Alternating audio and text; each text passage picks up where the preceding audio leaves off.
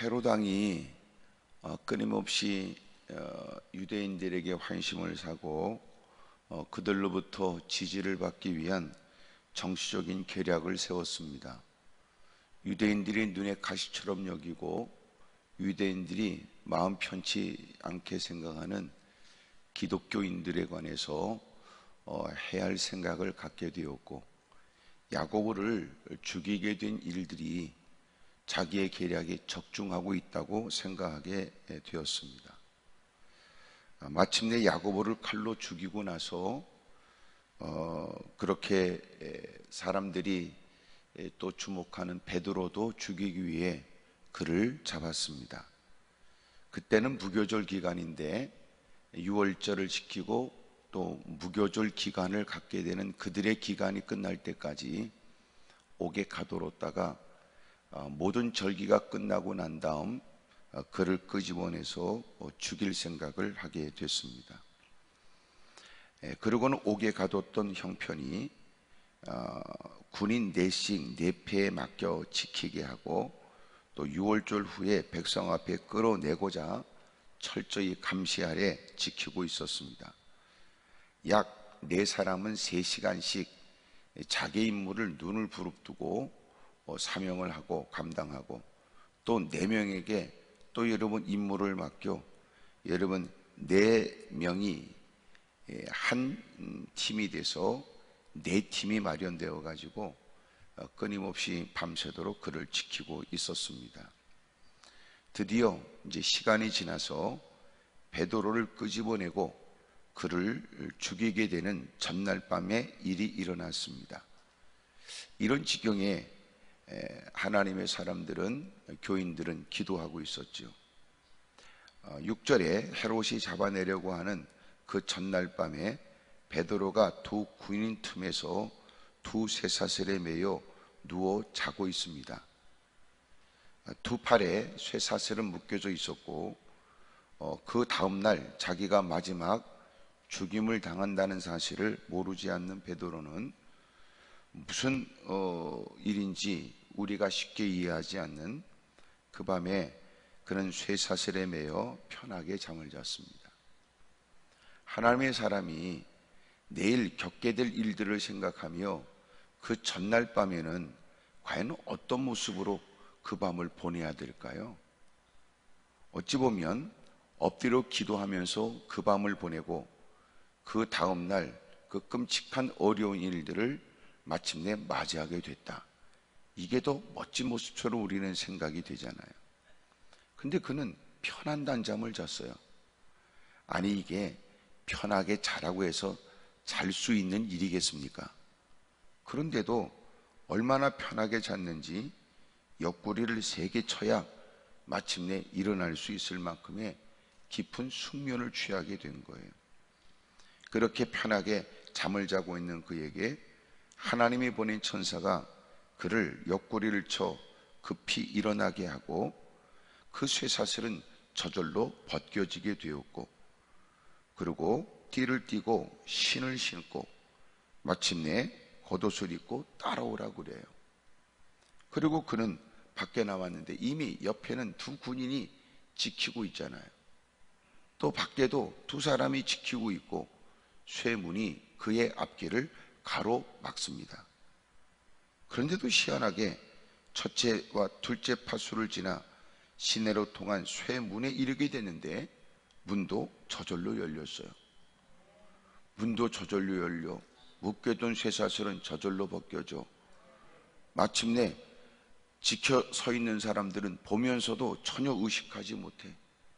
그러고는 밖에 나왔는데 이 일을 어떻게 생각했냐면 베드로도 이것은 환상이다 이렇게 생각했어요. 베드로가 나와서 따라갈새 천사가 하는 것이 생시인 줄 알지 못하고 환상을 보는가 했다는 걸 보면 지금 되어지는 실제적, 현실적, 사실적으로 일어나는 일들이 그는 지금까지 경험하지 못한 새로운 일로 이것은 그저 환상이고, 헤롯이 야고보도 죽였고 이제는 그 다음날 자기 차례라는 사실을 그는 숙면처럼 받아들인 것일 수도 있어요. 아, 이제 하나님이 나를 부르시는 모양이다, 이런 생각으로요. 그리고 그 첫날 밤 되어진 일들은 결코 있을 수 없는 일이라고 본인도 여겼습니다. 그러니 실제적으로 주님이 허락한 일인데도 그는 이것을 환상이라고 생각했어요. 마침내 밖으로 나와서 한 거리를 지나 같이 동행했던, 이끌어왔던 천사는 사라지고 찬바람에 그는 제정신이 들었을 거예요. 사실적 일이었어요. 자기가 지금 경험하고 있지만 상상하지 못한 일이고 결코 있을 수 없는 일이라고 여겨진 일을 본인이 지금 경험하고 있는 겁니다. 그가 비로소 깨닫고 나서 가야 될 곳은 마가라고 하는 요한의 어머니 마리아의 집에 가는 거였어요. 그곳에 사람들이 모여서 기도하고 있었으니까. 쫓아가 문을 두드렸습니다. 그곳에서 마침내 여자아이가 이 얘기를 듣고, 두들기는 소리를 듣고 조심스럽게 물었어요. 누구세요? 라고 했더니 나 베드로 목사님이야. 아니, 감옥에 계셔서 잠시 후에 동이 토론 아침에는 헤롯이 음모를 갖고 계략을 가지고 그리고 많은 사람들에게 주목을 받는 중에 유대인들의 환호 속에서 그를 처형할 계획 속에 있는 그분이, 아니 헤롯이 어떤 마음으로 그를 밤새도록 지키고 있다는 사실을 모든 사람이 다 알고 있는데, 아니 그가 문 밖에서 문을 두드리다니요. 베드로도 그 일을 겪는 당사자도 이게 현실일 줄 몰랐는데 기도하겠다고 문을 잠그고 긴장 속에서 기도하고 있는 그들에게 실제적으로 베드로가 나타나 문을 두드리는 일들은 어떻게 이해할까요? 베드로 목사님이 분명했어요. 너무너무 놀란 거지요. 그리고 큰 기쁨으로 기도하고 있는 분들에게, 여러분 지금 베드로 목사님이 오셨어요. 베드로 목사님이 나오셨어요. 저기 문 밖에 계세요. 이 얘기에 우리도 아멘을 안 했는데 그들이 아멘 했을 것 같아요? 그러더니 결국 하는 얘기가 뭐냐면 미쳤다는 얘기였어요. 13절, 베드로가 대문을 두드리는데 로데라고 하는 여자아이가 영접하러 나왔다가 베드로의 음성인 줄 알고 기뻐하여 문을 미처 열지 못하고 달려 들어가 말하되 베드로가 대문 밖에 섰습니다. 사실이잖아요. 근데 그들이 뭐라고 말했냐면 미쳤다 그런 거예요. 이들은 지금 뭐 하고 있었어요? 12절, 기도하고 있었어요. 기도하고 있는 그들이 드디어 그 반가운 베드로가 나왔다고 얘기를 전하니까 미쳤다 그런 거예요. 여러분, 미쳤다는 말을 밖에서도 쉽게 못 써요. 지금 이 진지한 때, 이 긴장 속에 있을 때 유머도 아니고 장난도 아니고, 지금 베드로는 야고보는 순교를 당했고 베드로도 순교당할 게 뻔하고, 얼마나 여러분 얼음판을 걷는 그런 형국에 그 밤 밤새도록 기도하겠다고 모여있는 그 기도 현장에 로데라고 하는 아이가 베드로 자신도 상상하지 못한 일을 경험하고 나와 문을 두드리는 일에 확인하고 베드로 목사님이 나왔다고 얘기하니까 미쳤다고 그랬어요. 미쳤다는 말을 아무 때나 씁니까? 서로가 관계가 좋고 서로가 재미있게 뭐 하다 보면 미쳤나봐 라고 하는 농담이 가능하지만, 이 진지함 속에서의 미쳤다는 얘기는 어떤 의미일까요? 말도 되지 않고 상황적으로 이해가 되지 않고 있을 수도 없는 일이고 상상 속에서도 결코 존재하지 않는 일이었어요. 그런데 베드로가 나왔다고 기도하는 사람에게 기도에 방해가 될 만큼 크게 외쳤을 거예요. 얼마나 크나큰 기쁨과 놀란 가슴으로 얘기를 했겠냐고요. 이거는 예상할 수 있는 일이 아니었으니까. 사람들이 미쳤구나니까, 미쳤어? 기도를 방해하는 것에 대한 반응이었을까요? 있을 수 없는 일에 관해서 크게 흥분 속에서 외쳐대는 그 얘기를 여러분 미쳤다고 얘기를 했어요. 그러자 여자아이는 힘써 말하되 정말이에요 이렇게 했어요. 오늘날로 말하면 분명한데 오히려 미쳤다고 몰아세우는 그 많은 분들 앞에서 불편한 마음이 섞인 말이었을 거예요. 정말이에요. 씨 그랬을지, 진짜라니까 씨 그랬을지도. 그러자 사람들이 우리가 너무했나? 그래 알았어. 이 당시에 유대인들은 각 사람에게는 그 사람을 따르는 천사 하나씩이 동행한다고 생각을 했어요. 야, 네가 말하는 베드로가 나왔다는 말은 말이 안 되고, 알았어. 우리가 좀 말을 심하게 했나? 그래, 네가 그토록 베드로 목사님을 보고 싶었구나. 그래, 알았어. 그건 베드로가 아니고 마침 그의 천사일 거야. 이렇게 얘기를 했어요. 아무리 얘기해도 이거는 말도 안 되고 현실적으로 불가능한 일이었으니까.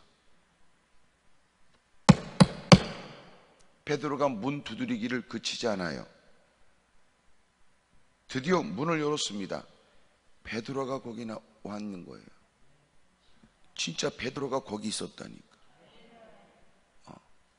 하여튼 여러분은 여기 기도하러 모인 사람들 비슷해요.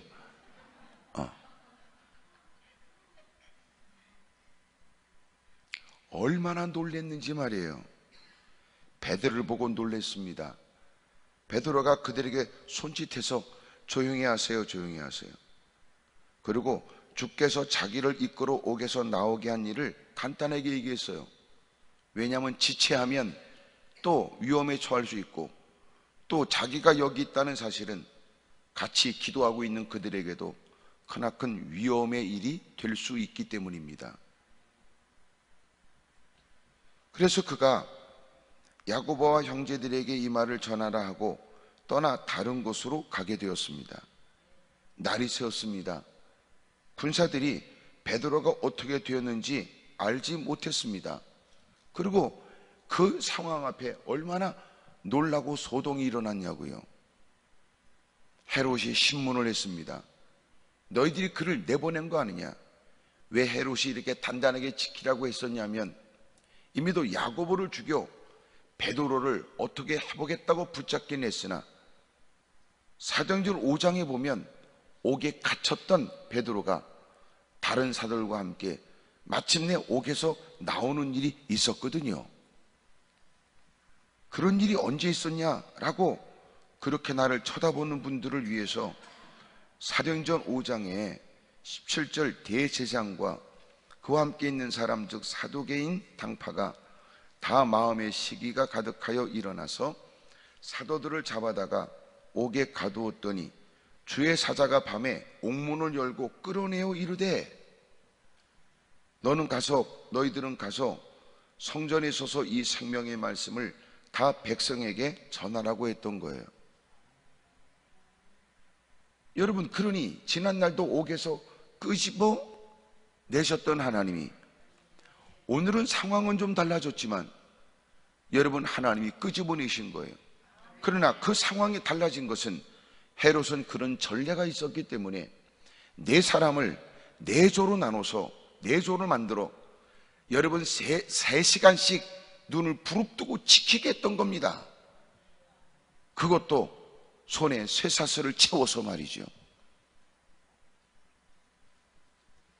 그럼에도 불구하고 그들이 안 보이는 것은 지키고 있었던 사람들, 이들을 신문하여 마침내 답을 찾아내야 될 일이라고 여겼었는데 신문을 해도 이들도 대답할 말이 없죠. 자기의 임무에 충실했으나 하나님이 기가 막힌 방법으로 베드로는 환상이라고 여길 만한 기적을 보여주고 그들은 눈을 뜨고 임무 수행에 차질이 없었으나 전혀 듣지도 못했고 보지도 못한 거예요. 놀라운 일이 벌어졌어요. 다윗이 큰 공경에 빠졌을 때 식광야에서 그는 자기가 위기를 만났으나 오히려 사울을 죽일 수 있는 기회를 얻게 되었습니다. 3,000명의 사람들을 끌고 다윗을 추격하다가 밤이 되자 그는 많은 군인들 틈 사이에 가운데서 그들의 호의를 받으며 잠을 자게 되지요. 놀라운 건 다윗이 자기의 부하들과 함께 쫓아가 그를 죽이고자 한 것은 아니고 죽일 수는 있었으나 그를 죽이지 않았다는 사실을 알게 하여 물병과 여러분 장을 가지고 나와요. 그때 성경이 뭐라고 말하냐면 이 모든 일이 이루어지도록 하나님이 그 모든 사람을 다 깊은 잠에 빠지게 만들었대요. 하나님은 내게만 역사하시는 하나님이 아니라 하나님은 그들에게도 역사하세요. 이걸 잘 이해해야 되는 이유는 하나님이 우리에게 말씀하실 때는 하나님이 우리에게 행할 일을 가르쳐 주지만 우리는 삶의 현장에 전혀 하나님의 손을 벗어나 있는 강파하고 완악하고 도전적이고 끊임없이 그릇된 일을 할 수 있는 그들 틈바구니에서 하나님 말씀에 실천한다는 건 무모하거나 어리석은 일처럼 여겨지기도 해요. 이게 불신이라는 거예요. 하나님은 우리에게 해야 될 일을 말씀하지만 하나님은 그들 틈바구니에서도 그 일이 이루어지도록 역사하시는 분이거든요. 그러니까 우리의 신앙이 거지 같은 거예요. 하나님의 귀미 우리만 모아놓고 우리만 윽박지르는 것 같은 생각을 갖잖아요. 우리가 저것들은 하나님을 전혀 알지도 못하고 하나님은 저 사람들한테 아무 말씀도 하지 못해 괜히 우리만 들들 볶는가? 그 생각하십니까? 오히려 그 하나님이 우리가 해야 될 일을 가르쳐 주심이 얼마나 우리에게는 영광된 일이고 하나님의 거룩한 일의 한 부분이라도 우리의 역할을 감당할 수 있다는 것은 얼마나 크나큰 축복된 일인데 그 임무를 맡은 사람 무사람 같으면 무모한 짓 같고 누구 같으면 어리석게 보여지나 우리는 세상의 모든 것들을 주관하고 계시는 주님이 우리가 해야 될 일을 이루신 그 말씀을 쫓아 순종하면 하나님은 그 일들이 이루어지도록 그들 가운데서도 역사하실 줄로 우리는 믿는 거예요. 그래서 신앙이 잘못되고 거지 같은 신앙은 예수 믿는 사람들 끼리끼리 모일 때는 믿음 생활 잘하는 것처럼 도토리 키재기하고 앉았지만 이런 일에 관해서 적대 감정을 갖거나 도전적인 사람들 틈바구니에 가면 여러분 자기의 모습을 부끄러워하거나 그들의 도전을 두려워하거나 자신이 받은 임무를 다 망각해버리는 거거든요.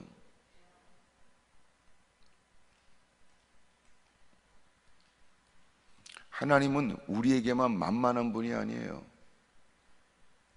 그래서 우리에게 이거 해라 저거 해라 그러시는 분이 아니란 말이에요. 하나님은 말씀으로 천지를 창조하고 오늘도 지금 섭리하시고 또 주권 행사를 하세요. 그 모습은 너무너무 위대하거나 너무너무 어마어마한 능력의 모습으로도 역사하고 그러나 그 대단하신 하나님의 손길은 섬세하게 이를 데 없으니 우리의 머리카락까지도 세시지요.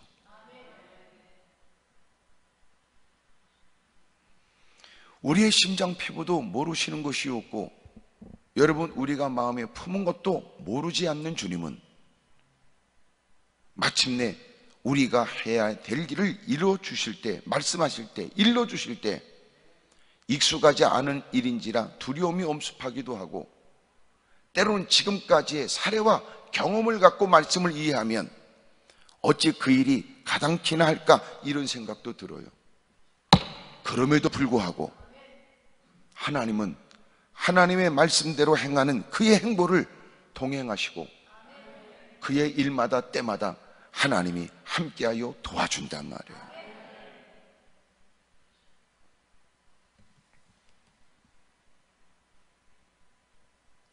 마침내 신문을 당한 그들은 헤롯에 의해서 목숨을 잃습니다. 그리고 헤롯이 오늘 본문을 넘어서 20절에 보면 두로와 시돈 사람들을 대단히 노여워하니 어떤 연유였는지 모르겠으나 그곳에 가서 그들에게 연설할 때 사람들은 그의 환심을 얻고자 그들이 외쳐대는 소리가 뭐냐면 그 헤롯의 연설 앞에 22절, 23절 읽겠습니다. 시작.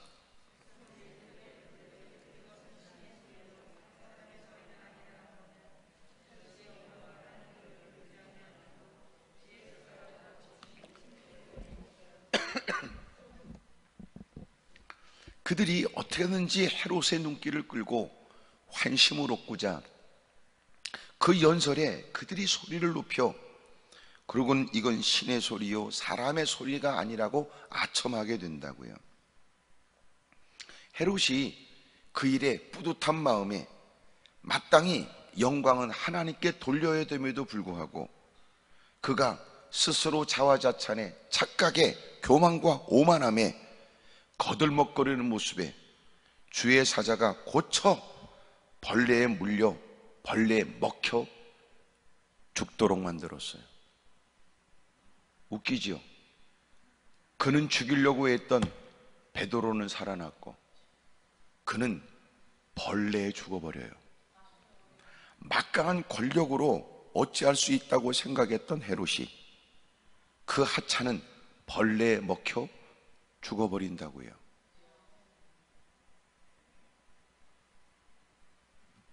생명은 하나님께 있어요. 그렇다면 12장 1절에 있는 야고보가 순교했다는 것은 뭘 의미할까요? 그것은 헤롯의 권력과 무력에 의해서 비참하게 죽었다는 뜻이 아닙니다. 왜? 베드로는 그가 죽이려고 했으나 오히려 더 경비병을 세워 밤새도록 지켜 마침내 죽이려고 했으나 결국은 죽이지 못했던 걸 보면, 그리고 자기는 벌레에 죽임을 당한 걸 보면 그가 야고보를 죽일 수 있었다는 것이 아니라 하나님이 그의 사명을 다했기에 주님이 그를 데리고 가신 거예요. 이해가 되십니까? 하나님께서 맡겨준 사명을 충실히 성실하게 감당하다가 죽도록 충성하다가 주님이 부르시는 그날까지 최선을 다하다가 이런저런 유의 일로 이 땅을 떠나가는 것은 여러분 같은 죽음은 아닙니다.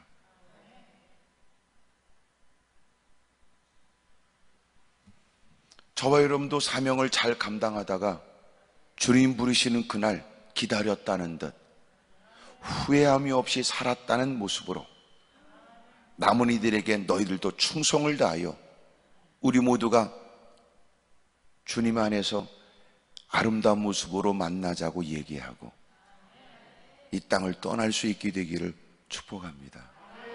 할렐루야. 죽고 사는 게 주님 손 안에 있어요. 살고 죽는 게 주님 손 안에 있어요. 근데 이 땅에서 어둠의 세력은 죽고 사는 힘이 마치 어둠의 세력이 자기가 손에 쥐고 있는 것처럼 끊임없이 우리를 도전하죠.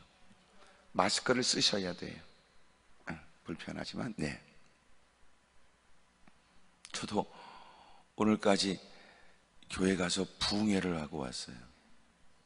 전부 다 마스크 속 앉아있는데 아유, 은혜 받는 건지 못 받는 건지.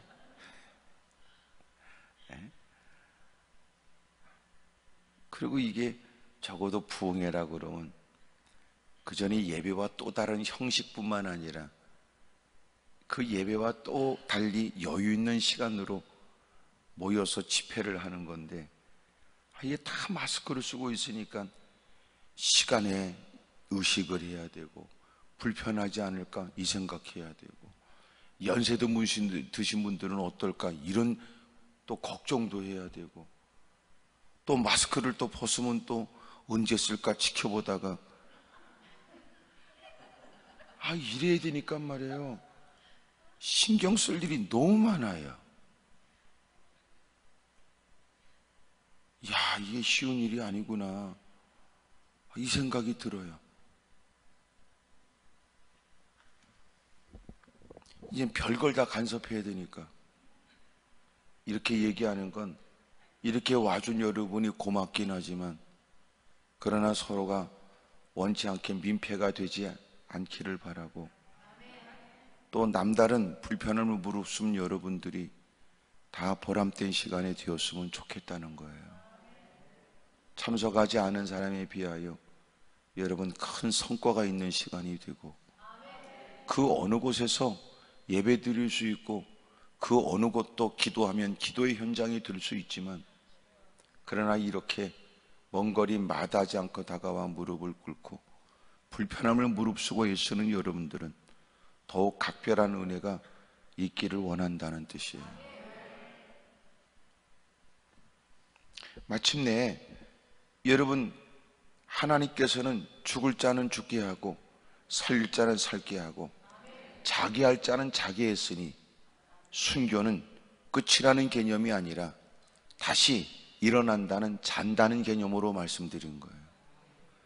여러분, 그는 잤고 베드로는 죽음의 자리에서 건짐을 받고, 헤롯 고놈은 벌레에 물려서 벌레 때문에 죽었으니, 이것처럼 호령하며 거들먹거렸던 인간이 얼마나 수치스럽고 비참한 모습입니까? 잊지 마세요. 하나님은 지금도 살아계셔서 하나님은 하나님의 일을 하시니까. 이런 거 보면 어떤 마음 들어요? 야, 그렇구나. 이 땅에서 우리가 다양한 많은 일이 있겠으나 우리가 가진 담대함은 하나님의 말씀을 쫓아 믿음으로 사는 일이 가장 가치 있는 일로, 어떤 경우에도 물러설 수 없는 일이고, 어떤 경우에도 주장해야 될 일이며, 어떤 형편에도 힘써야 될 일이 주의 일이에요. 주의 일. 여러분, 죽어도 야고보는 순교했으나 그를 죽였던 헤롯이 죽는 모습을 보면 얼마나 끔찍하고 더러운 일이냐고요. 사명을 감당하다가 주님 부르시는 그날 굳건함 없이 최선을 다한 인생으로 주님의 손을 붙들고 천국으로 인도받게 되기를 바랍니다. 천국 얘기가 나왔으니까 한마디 덧붙이는 건, 천국이 있냐? 지옥이 있냐? 가봐야 알지요. 꼭 그딴 것들은 지옥에 가서 천국도 있다는 걸 알아요. 그러나 이 땅에서 천국과 지옥이 있다고 확신하는 사람은 지옥 갈 짓은 안 하겠지요.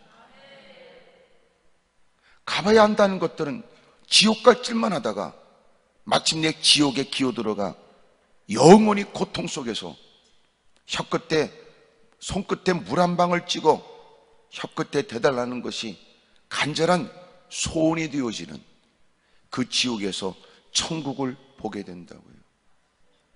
오갈 수는 없으나 오히려 견딜 수 없는 고통이 괴롭기도 하지만 더 큰 괴로움은 천국을 보니까 더 괴로울 거예요. 가봐야 알지 곧다고 얘기하지 않길 바라요. 이 땅에서 천국과 지옥이 있다는 확신을 갖고 허락되어진 천국이 얼마나 크나큰 기쁨과 감사의 일이 되는지, 그래서 이 땅에서 천국과 지옥이 있는 것처럼 사세요. 그리고 천국이 보장된 사람처럼 사세요. 죽어도 천당이다, 이런 의식을 가지고 끊임없는 세상의 도전 앞에 담대하게 응수하며 맞서며 살 수 있기를 주의 이름으로 축복합니다. 그래서 그 전에 다 신앙인들은, 신앙의 선배들은 다 그랬어요. 야, 뭘 걱정해? 죽으면 천당이지. 우리는 못해도 천당이야? 뭘 걱정해? 죽으면 천당이지.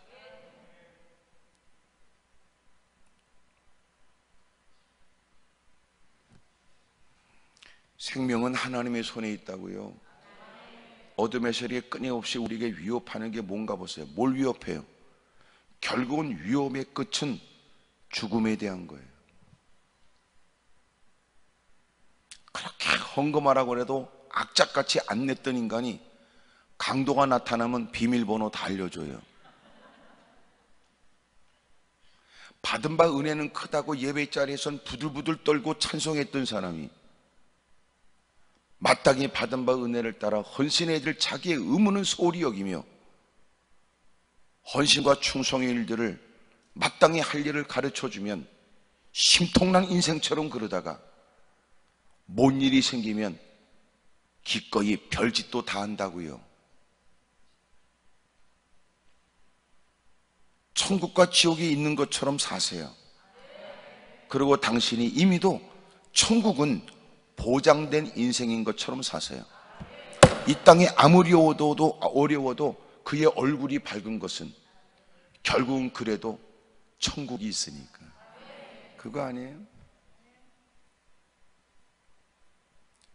새 집에, 자기 집에 이사하는 사람이 전셋방 살다가 여러분 방을 빼고 마침내 입주하는 일들이 날짜가 맞지 않아서 어쩔 수 없이 집은 나와야 되고 새 집에 들어가야 되나 아직도 입주 날짜가 되지 않았고, 그러면 힘들고 어렵게 살아도 웃으며 살아요.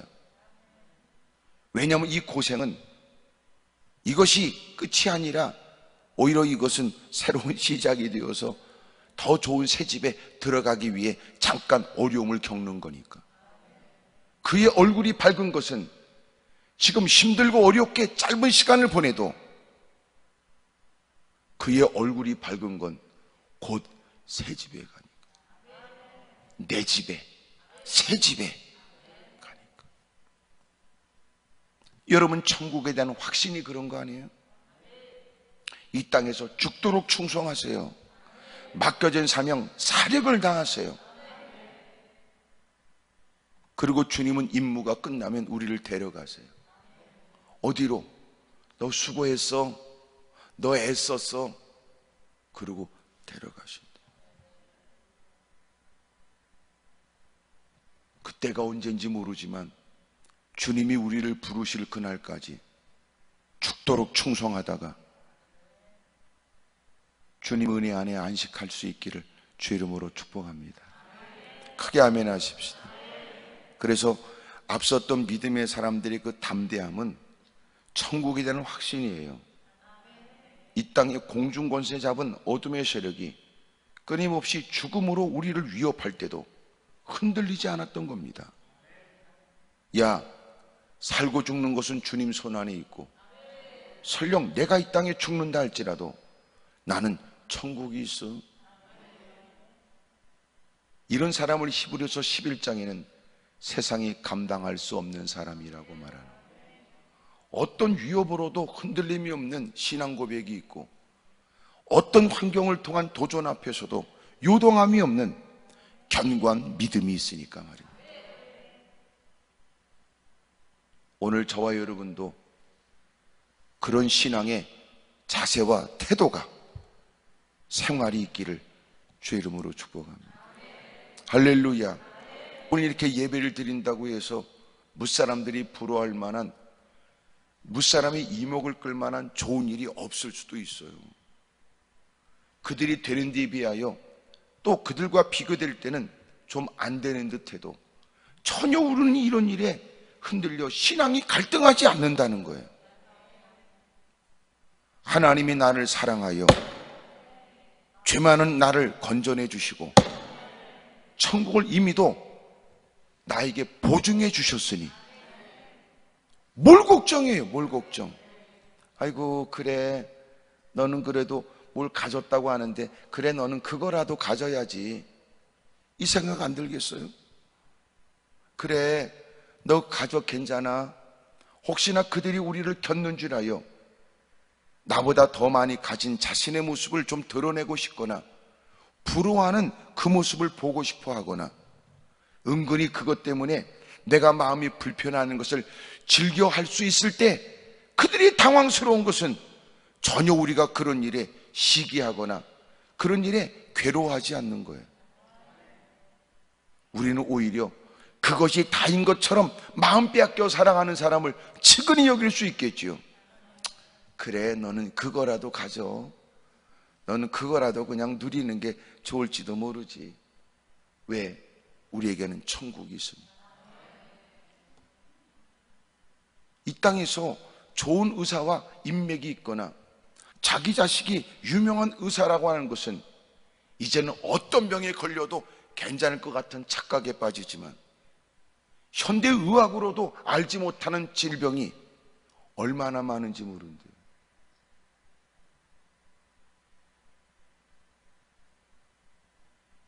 쉬운 말로 이건희 회장이 아직도 병원에서 어떤 형편에 있는지 모르지만 여러분 중환 형편에 있어서 의학의 도움을 받지 않으면 여러분 생존했다고 말할 수 없는 그런 처지에 있겠지요. 그 어마어마한 재산을 갖고 또 병원을 갖고 있고 세상에 대단한 의료진들을 동원할 수 있는 형편에도 실제적 그 어렵고 힘든 처지에는 도움이 안 되는 거예요. 없을 때는 그것이 내게 힘이 될 듯하고 없을 때는 그렇게 뭔가 소유하고 있는 사람을 부러워하지만 우리가 하나님을 나의 기업으로 내가 하나님의 기업이 됐다는 이 사실이 얼마나 풍요로운지를 모르는 겁니다.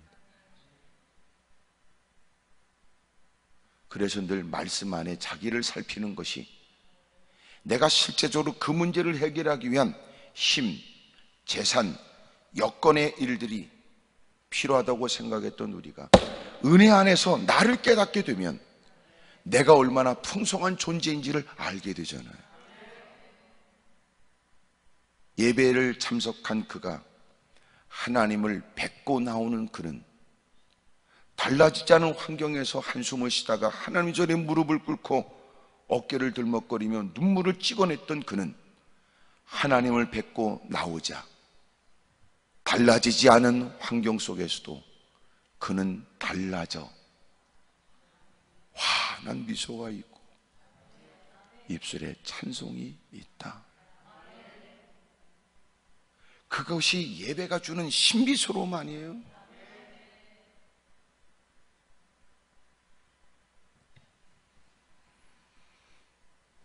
오늘 이렇게 일어난 일들은 누구도 상상할 수 없는 일이었어요. 얼마큼 상상할 수 없느냐? 여러분, 헤롯도 충분히 사도행전 5장을 고려하여 이만하면 철통같이 지키는 일이고 이만하면 자신의 뜻을 충분히 이룰 수 있는 기가 막힌 계략이고 계획이었고 이만하면 어떤 누구도 이런 일에 도전할 수 없고 계획을 틀어지도록 도전할 수 없다고 그는 생각했어요. 그것은 본인도 실제적 권력을 갖고 있는 사람으로 세운 계획이었고 추진이었으며 이 모든 일을 알고 있는 모든 사람들도 한결같이 작심하여 도전하는 그 일을 누구도 막아낼 수 없다는 걸 다 인정했어요. 그가 살아나올 수 있는 것은 전혀 가능성이 없다고 여겼다고요. 그만한 권력에 그만한 힘을 갖고 있는 사람이 정치적 계략을 갖고 철두철미하게 어마어마한 군사력을 갖고 행하는 일은 누구도. 그런데 놀라운 건 하나님이 비웃으심이요 그러잖아요. 하나님이 비웃으십니다. 그 막강한 군사들 틈바구니에서 여러분 끄집어내는데 다 그들을 바보로 만들어요. 헤롯이 여러분 멍청하고 오히려 무사람들에게 조롱거리가 되게 만들지요. 그리고는 자기가 비참하게 죽어요. 하나님이 그런 분이세요. 하나님이 우리에게 기회를 줘서 예전과 비교되어지는 영향력 있는 위치에 세웠을 때 이 모든 것이 하나님께로부터 비롯된 일이고, 그래서 하나님의 기대에 부응하여 그 위치에서의 역할을 감당해야 된다고 생각해야 되는데, 안타깝게도 자기 앞에 허리를 굽히는 사람, 자기가 명령할 때마다 그 일을 수행하겠다고 하는 분주한 주변의 사람들을 바라보면서 착각하면 안 되고, 자기의 권력 앞에 손을 비비고 다가오는 아청꾼들에 의해서 여러분 자신을 잃어버리면 안 되죠.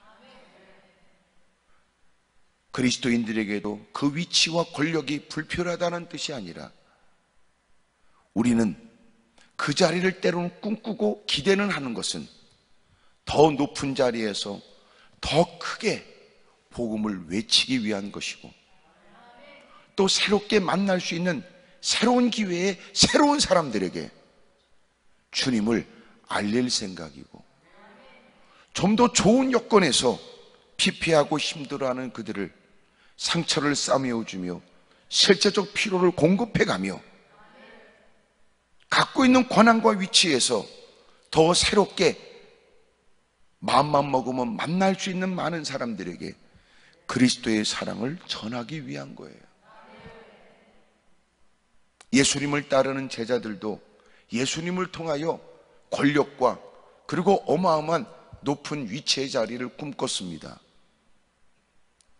그리고 이런 일들은 누구와 비교된 제자라는 이름이었기에 누구와 다른 위치를 꿈꿨을 뿐만 아니라 제자들 자기들 가운데서도 또 서로가 보이지 않게 누구보다는 내가 더 높은 자리가 있었으면 좋겠다고 꿈꿨던 겁니다. 급기야 세베대의 두 아들 그리고 엄마와 함께 예수님께 와서 도움을 청했다는 걸 기억하세요?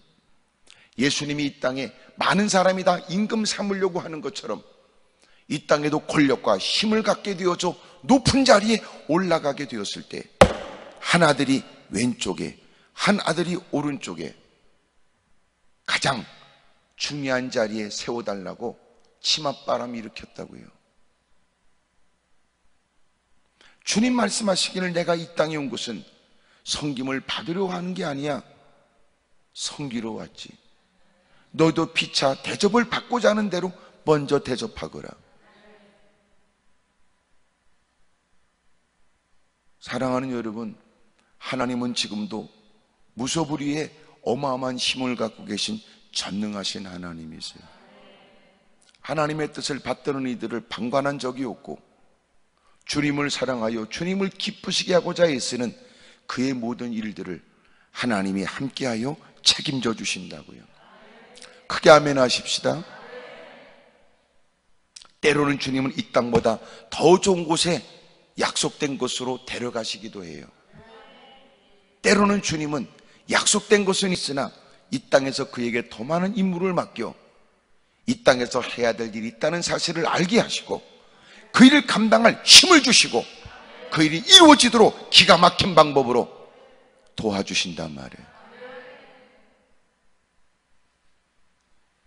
권력은 우리에게 위협적인 일이 될 수도 있지만 그래도 우리는 더 나은 자리를 꿈꿀 수 있는 건 더 효과적으로 더 많은 사람들에게 영향력 있게 주님을 증거할 수 있기 때문이니, 만약 믿음조차 지킬 수 없다면 팽개쳐버려도 됩니다. 신앙을 포기하도록 요구한다면 아쉬운 마음 없이 뒤돌아볼 필요 없이 기꺼이 그곳에서 돌아 나오면 됩니다. 만약 그것을 빌미로 하여 우리의 신앙의 포기를 회유한다면 우리는 정중하지만 그러나 분명한 어조와 확고한 의지의 모습으로 일에 관해서 거부해야 합니다.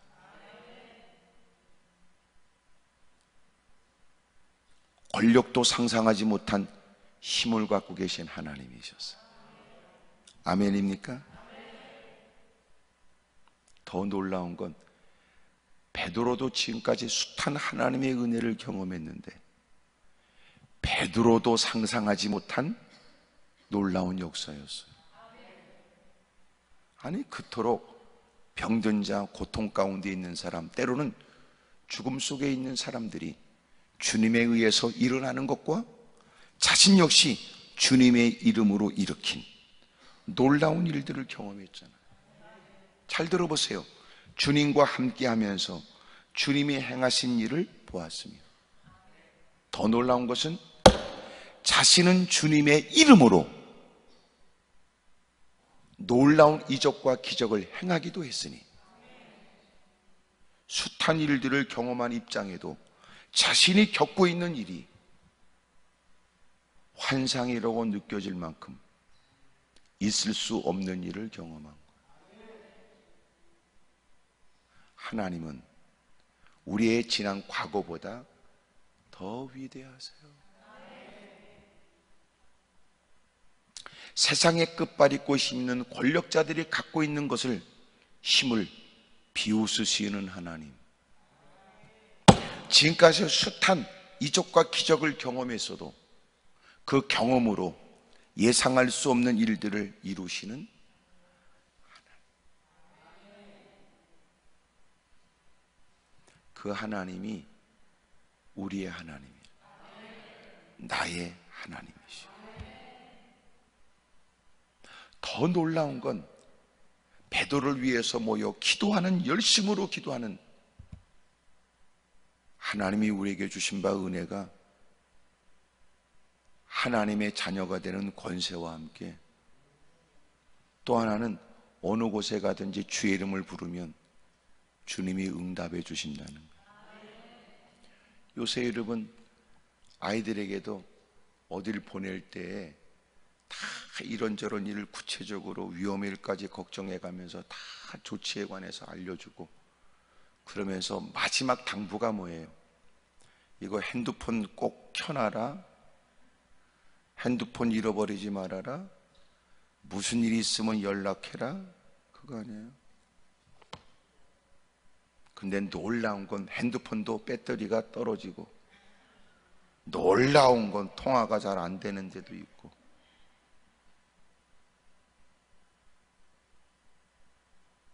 그런데 하나님이 우리에게 너 걱정하지 마라. 넌 네가 누군지 잊지 마라. 그리고 어디 가서든지 연락해. 아하, 걱정하지 마라. 밤에도 전화해도 돼. 아, 염려하지 마라. 나는 밤에 자지도 않고 졸지도 않으니까. 어느 때든지 해, 어느 때든지. 때로는 우리는 밖에 나가서 누구한테 전화할 때도요, 시간 따라 전화하는 게 갈등이 돼요. 이 시간 전화하면 또 놀래는 거 아니야? 또 이 시간 또 전화하면 또 혹시나 또 일에 방해가 되는 거 아니야? 그럴 수 있을 때 주님은 누구든지 무엇이든지 어느 때든지 기도하면 들으시고 응답해 주신다. 기도는 얼마나 우리가 누릴 수 있는 크나큰 약속입니까? 얼마나 신나는 일이에요. 돕는 사람이 없고 도와주겠다고 하지만 도울 방법도 없는 홀로 있는 견딜 수 없는 고통의 그 공간에서도 우리는 주님과 소통이 될 수 있다니 말이에요. 주 이름을 부를 때마다 내가 여기 있다고 응하시는 주님.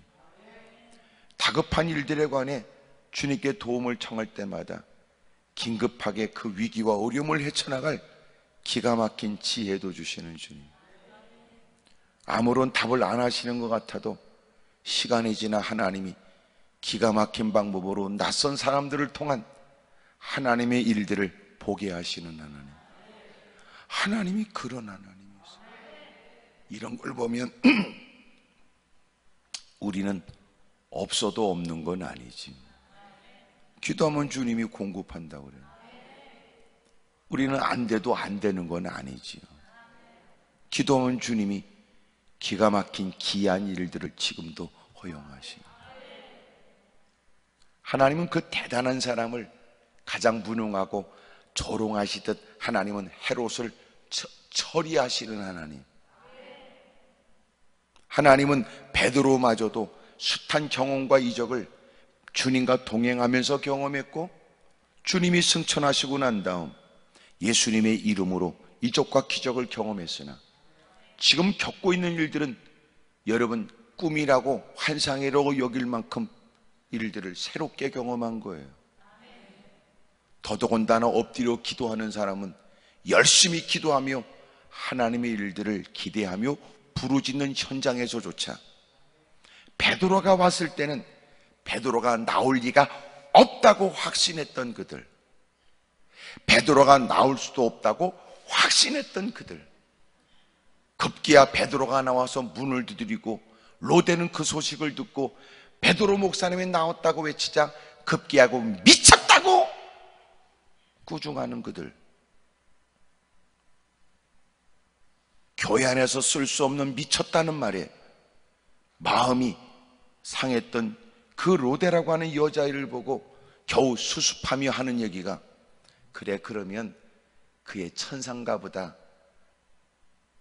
라고 그를 위로하고 싶었던 사람들, 두드리는 소리에 문을 열고 나서야 실제적으로 베드로가 나올 수 없는 감옥문을 나와 헤롯의 소나기를 벗어나 기도하는 그들도 이것을 응답해달라고 기도할 수조차 없었던 기도의 제목으로도 말할 수 없었던 그 일을 보게 된 거예요. 가뭄이 짙어서 어느 시골의 목사님이, 여러분 우리 하나님께서 비 주십사 하고 기도하십시다. 그래서 목사님이 다 같이 모여서 기도하자고 그랬대요. 그래서 엄마가, 얘야 엄마 교회 간다. 왜요? 오늘 모여가지고 저 산에 가서 하나님 비 달라고 기도하려고 그래. 그랬더니 아 그래요? 그럼 저도 따라갈래요. 그래? 그럼 너도 가자. 아이가 잠깐만요. 그러더니 우산을 들고 나섰다고 그러잖아요. 야, 이렇게 날씨가 좋은데 우산을 왜 들고 나오냐? 웃기지요? 그게 우리예요. 아이는 비 달라고 기도하니까 우산이 필요하다고 생각했고, 엄마는 비 달라고 기도하라고 하면서 지금 맑은 날씨에 뭔 놈의 우산이 필요하냐고 얘기했으니, 어떨 때는 이렇게 어린아이처럼 순수함이 우리에게 다시 회복되어야 된다고 생각합니다. 아니 비 달라고 기도하면 비가 올 텐데, 아니 그토록 간구하면 비가 오면 우산이 필요할 텐데, 비 달라고 기도했으나 믿지 못하는 것도 문제지만 이런 상황에 베드로를 끄집어내게 해달라는 것은 마땅하지 않다고 생각해요. 베드로가 고통 없이 순교해달라고 기도했을 거라고 여겨지며, 일 때문에 베드로를 통하여 많은 은혜를 받고 주님을 따르는 많은 성도들이 시험 들지 않게 해달라고 기도는 했을 거라고 여겨집니다. 하지만 헤롯이 작심하여 그를 지키고 끄집어내서 그를 죽이려고 하는 이 계획은 야고보가 세상을 뜬 것처럼 이제는 베드로 차례가 됐다고 사람들은 생각했으니 베드로가 나올 거라고는 상상도 못했어요. 베드로 자신도 그랬으니 베드로를 위해 기도한다고 했던 성도들도 다를 바가 없었던 겁니다. 그런데 베드로가 문 밖에서 문을 두드린 거예요. 하나님은 그런 분이세요. 기도하겠다고 모여 누구보다는 믿음이 있어 보이긴 하나 여전히도 그들에게 더 큰 믿음이 가꿔지도록 더 큰 믿음이 필요하다는 걸 깨닫게 하시는 거예요. 헤롯도 상상하지 못했던 일, 베드로도 상상하지 못했던 일, 정작 현실을 뛰어넘어 위대하고 놀라운 일을 기대하면서 기도하는 기도의 현장에서조차 그런 일들은 꿈꿀 수도 없고 그것은 기도의 제목으로도 확신 속에서 기대 속에 기도할 수 없는 기도의 제목이었던 겁니다. 그런데 놀라운 건 주님이 하셨다. 하나님이 그런 분이세요. 그렇다면 오늘 이 말씀을 통하여 우리는 뭘 기대할까요? 낙심하는 이유는 하나님을 섬기면서도 주님을 믿는 믿음에 주님이 다양한 일을 할 수 있다는 전제 아래서도 쉽지 않다는 것 때문에 하나님의 전에서 한숨 쉬는 거 아니에요? 하나님은 전능하시다 서슴없이 얘기하지만 그래도 이 일만큼은 하나님도 어찌할 수 없다는 생각에 좌절하고 낙망하고 있는 거 아니에요? 기도하겠다고 하니 누군가는 그냥 어설픈 신앙생활을 한다고 생각하여 지가 기도해봐야 그래도 나름대로 불편함을 무릅쓰고 기도하는 모습 속에 은근히 그래도 혹 되면 어떡할까 그러고 쳐다보고 있을 때 우리는 기도하면서도 우리는 기대도 하지 않는다는 것처럼 코미디가 어디 있어요?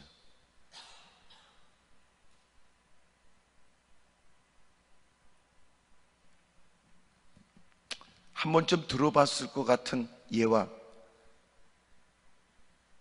여러분 기억 좀 해보세요. 술집에서 불이 났대요. 불이 나자 술집 주인이 바로 옆에 있는 교회를 고소했습니다. 이유는 뭐냐? 그 교회에서 기도했기 때문에 불났다는 거예요. 법정에 나왔습니다. 목사님이 단호하게 얘기했습니다. 그럴 리가 없다고 말해요. 여러분, 농담 같은 얘기고 유머 같은 얘기지만 기도는 하되 확신 없이 기도한 사람, 그러나 믿지 않는 사람은 기도로 인하여 나타나진 일이라고 믿었으니 아이러니한 일이지요.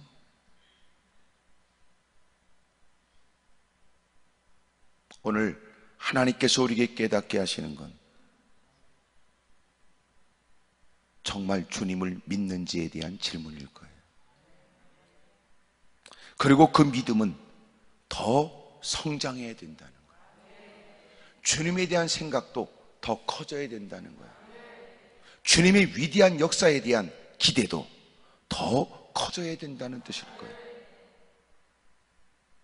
기도 속에서 포함할 수 없었던 원수도 기도 속에 초청하고 결코 그이는 기도해봐야 이루어질 것 같지 않다고 했던 그 큰 일에 관해서도 마침내 기도 속에 담아야 합니다. 여러분 때로는 인터넷 쇼핑을 하면서 곳곳에 필요한 물건을 여러분 살피다가 그리고 구매하기 그래서 장바구니에 다 담아요. 그런 끝에 결제에 있어서 여러분 마침내 결과는 뭐예요? 취소야. 말씀을 듣고 나면 위대한 하나님의 일들을 우리는 기대하고 전능하신 하나님을 새삼 깨닫게 되지만 정작 엎드려 기도할 때는 우리는 하나님의 역사에 대한 기대감이 없는 거예요. 그런다고 그 인간에게 어떤 변화가 있을 수 있으며 그렇게 기도한다고 해서 달라질 게 뭐가 있을지 겨우 인간의 경험, 나름대로의 정보, 나름대로 할 수 있는 좀 더 긍정적 상상에 의해서 요 정도만큼은, 이 정도는, 이만큼은, 그리고 결국 그것만이 기도의 제목이라고 여기죠. 주님이 자꾸 우리에게 말씀 앞에 있게 하시고 말씀을 경청하게 하는 건 나는 네가 생각하는 것보다 더 위대하다. 나는 너희들이 생각하는 것보다 더 위대하다.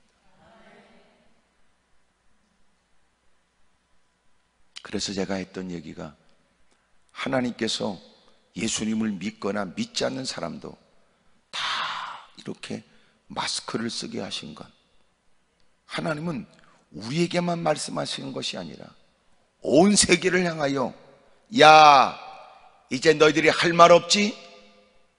조그만 바이러스 앞에 어찌할 바를 모르고 이제는 나도 말 좀 하자 하시는 건지도 모르겠다. 야, 이제는 내 말 좀 들어. 나도 말 좀 하자. 잘난 체하고 거들먹거렸던 오만방자했던 인생들이 다 어디 갔냐? 이제는 내 말을 들을 때가 되지 않았냐? 하시는 것 같으다. 예수 믿는 사람만 마스크 쓰는 게 아니라 어린아이를 비롯해 누구도 다 마스크를 써야 되니. 웃기는 건 어느 영상 보니까 개들도 마스크를 씌워놨더라.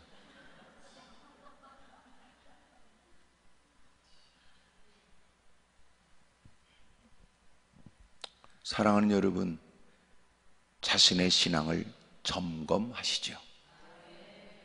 하나님은 우리 모두가 생각하는 것보다 더 위대하시다, 전능하시다. 그리고 그 하나님이 우리에게 기도하라 하셨으니 여러분, 기도의 범위가 더 커지기를 축복합니다.